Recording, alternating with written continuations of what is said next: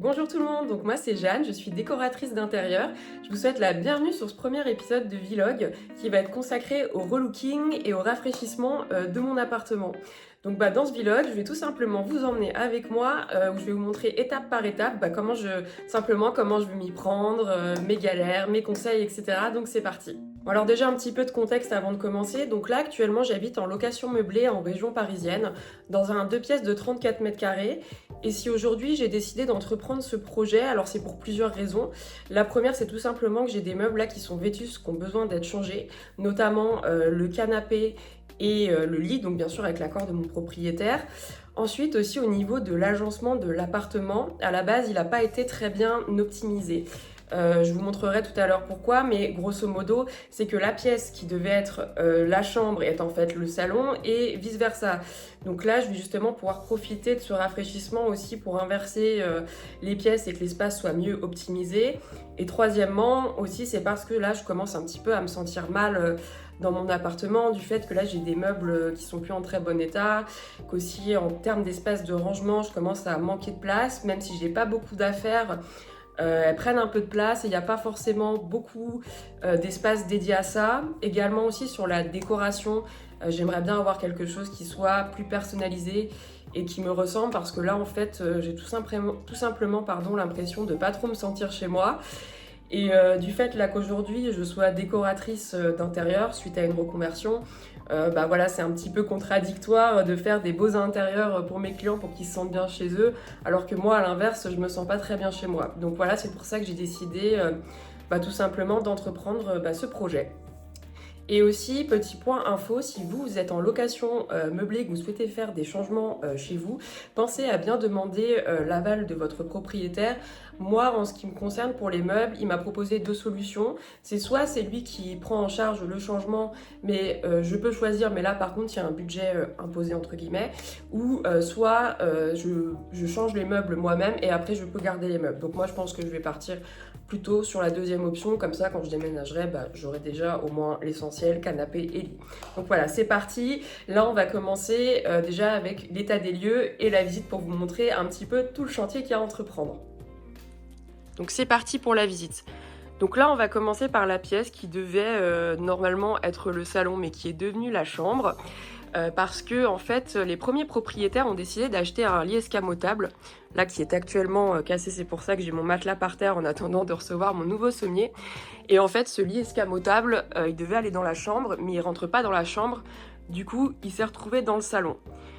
Et aussi, là, un autre point voilà, je trouve que c'est une petite erreur aussi d'avoir acheté un lit escamotable dans un 2 pièces, parce que dans un 2 pièces, quand il y a une chambre, il n'y a pas forcément besoin d'avoir un lit escamotable puisque on a une pièce qui est dédiée à la chambre. Et là, on voit que, au vu de la taille du matelas, il n'a pas non plus grande fonctionnalité parce que on peut placer aucun meuble, quoi. Je veux dire, je vais pas placer un canapé là, le rebouger et après déplier le lit. Voilà, ça n'a pas trop de sens. Donc en termes de fonctionnalité, voilà, c'est pas top. Et je suis contente justement qu'on va enfin pouvoir le changer. Ensuite, donc là j'ai ma penderie, donc là c'est le plus gros rangement que j'ai dans mon appartement. Donc ça, la penderie elle est un peu massive, mais on va la garder comme elle fait partie de l'appartement et qu'elle est en bon état, donc ça va passer de l'autre côté. Bon là j'ai mon imprimante, ma box qui traîne. Ça aussi, ça je trouve que c'est pas terrible, donc on va essayer de retrouver un rangement parce que là ça fait un peu désordre comme ça. Après j'ai un petit meuble là-bas, justement que je pense qu'il va servir pour stocker la box, parce que là à la place de la penderie je pense que je vais faire mon espace bureau comme là je vais vous montrer. Il y a un petit renforcement, je pense que ce sera parfait pour placer le bureau. Ensuite on va passer donc à la pièce qui devait être la chambre, qui est maintenant le salon. Donc là, cette table à la base, c'était une table qui était faite pour manger et recevoir, mais sauf qu'avec le Covid, j'ai commencé à télétravailler. Il a donc fallu que je me crée un petit espace bureau. Donc voilà, c'est devenu un espace bureau. Et de fait, maintenant, pour recevoir chez moi, c'est beaucoup plus compliqué. C'est aussi quelque chose qui commence à me poser problème parce que moi, j'adore recevoir. Ensuite, on a le canapé là qui est cassé. Bon, je suis désolée, c'est un petit peu le bazar parce que je me suis mis tout à l'heure là-dessus. Et du coup, comme il est cassé, j'ai mis un petit peu là un cache-misère pour cacher la misère, mais c'est pas tip top. Donc ça aussi, je suis contente que ça parte. Là, j'ai une petite table basse, je pense que je vais la garder, mais peut-être éventuellement en racheter une supplémentaire puisqu'il y aura de la place dans le salon. Donc là, ça c'est un petit meuble aussi qui était là, que je trouve sympa. Ça aussi, je vais garder. Je sais pas trop ce que je vais en faire. Là, il y a mes guitares, voilà. Donc petit empilement de guitares parce que pendant le Covid, j'ai décidé de reprendre un loisir de musique. Et ça aussi, c'est un point qui me gêne, que ça soit là. Ça, je pense que je vais acheter un rangement où je vais pouvoir les mettre dessus. Ça fera aussi une petite déco sympa et ça va passer dans le salon. Et ensuite, voilà, j'ai mon étagère là qui me sert à stocker un petit peu mon bazar, mon matériel de dessin et mon matériel de musique. Donc ça, pareil, ça va passer de l'autre côté. Je pense que ça, je vais plutôt m'en servir pour que ce soit un petit peu une étagère décorative avec peut-être des livres parce que j'ai aussi d'autres livres dans ma chambre. Qui sont stockés dans des boîtes et je pense que ça pourrait être sympa là, de faire une petite étagère bibliothèque. Et en ce qui concerne les rangements, je pense que là je vais racheter des espaces de rangement et je pense aussi que je vais me faire un petit coin rangement aussi supplémentaire dans la chambre pour avoir plus de place pour stocker. Donc là voilà, donc là c'est un petit peu le gros de l'appartement. Après il y a la cuisine aussi. Donc la cuisine, je pense que là je sais pas trop encore ce qu'on va faire. On va peut-être changer, faire des modifs sur les chaises et la petite table pour que ce soit plus sympa. Après ça va surtout être un peu de désencombrement parce que et de réorganisation parce que ma cuisine je trouve qu'elle est pas très bien organisée, mais sinon au niveau du design je pense qu'on va pas faire grand chose à part peut-être changer le tapis qui est vraiment pas terrible. Mais sinon, voilà. Donc là, voilà, vous avez un petit peu le gros du travail qu'il y a à faire. Et déjà, ça va être pas mal. Et puis aussi, point important, on va aussi changer la déco, apporter des éléments de déco pour personnaliser tout ça et avoir une DA sympa et cohérente. Voilà. Voilà pour la visite et ce petit état des lieux rapide. Donc maintenant, la première étape avant toute chose, ça va être de prendre les mesures des pièces et du mobilier que je vais garder pour pouvoir dessiner les plans sur SketchUp et ensuite pouvoir faire les modélisations et plans 3D. C'est parti! Donc là, je vais commencer par dessiner à main levée un plan rapide qui va juste servir à annoter mes mesures. Donc pas besoin de faire quelque chose de très très beau puisque de toute façon, le plan, après, je vais le redessiner directement à l'ordinateur pour que ce soit plus clair et plus lisible.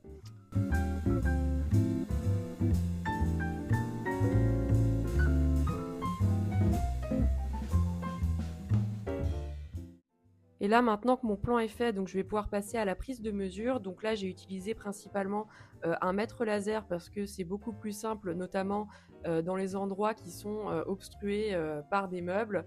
Pour autant, ça a quand même été un petit peu sportif, vous allez le voir sur les rushs, donc c'est parti.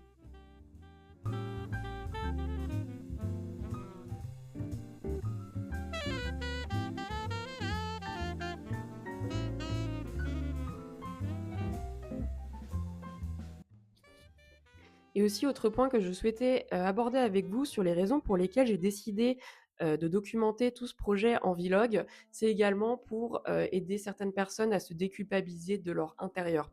Parce que je sais qu'il y a beaucoup de personnes qui se sentent mal chez elles pour diverses raisons, mais qui n'osent pas en parler, qui n'osent plus recevoir chez elles ou tout simplement demander de l'aide parce que tout simplement elles ont honte ou peur d'être jugées.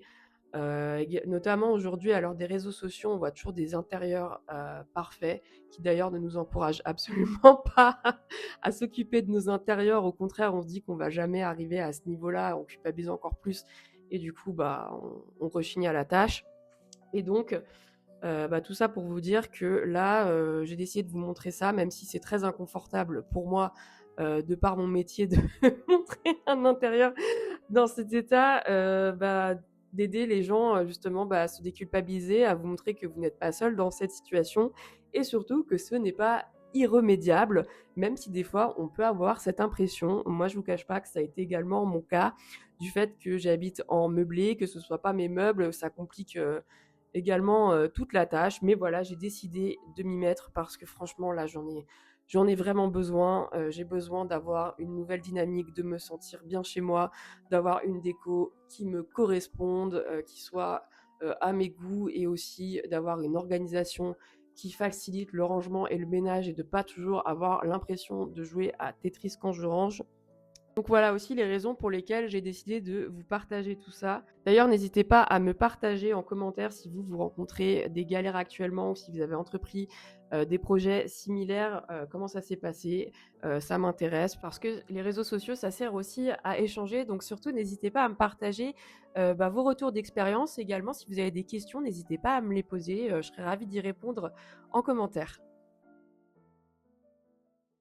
Donc ensuite, après avoir pris mes mesures, j'ai directement enchaîné sur le dessin des plans et la modélisation sur SketchUp.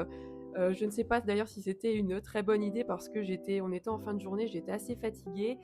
Et aussi, je ne sais pas si vous avez remarqué, mais la pièce où il y a le salon actuellement, les murs sont pas tout à fait droits, il y a des angles. Donc comme vous pouvez le voir, j'ai dû recommencer pas mal de fois, m'arrêter pour reprendre des mesures, etc., faire des calculs pour arriver à dessiner la pièce. D'autant plus que c'était la première fois que je me retrouvais face à ce cas de figure. Donc ça a été un petit challenge, mais finalement, je m'en suis sortie. Donc voilà, tout ça c'est fait et donc je pense que là ça va être la fin de ce premier épisode qui je pense a déjà été assez riche. Donc je vous remercie pour les personnes qui ont tout regardé jusqu'au bout et puis on se voit dans la prochaine vidéo où là on abordera un sujet un petit peu plus sympa qui va être le choix de la DA.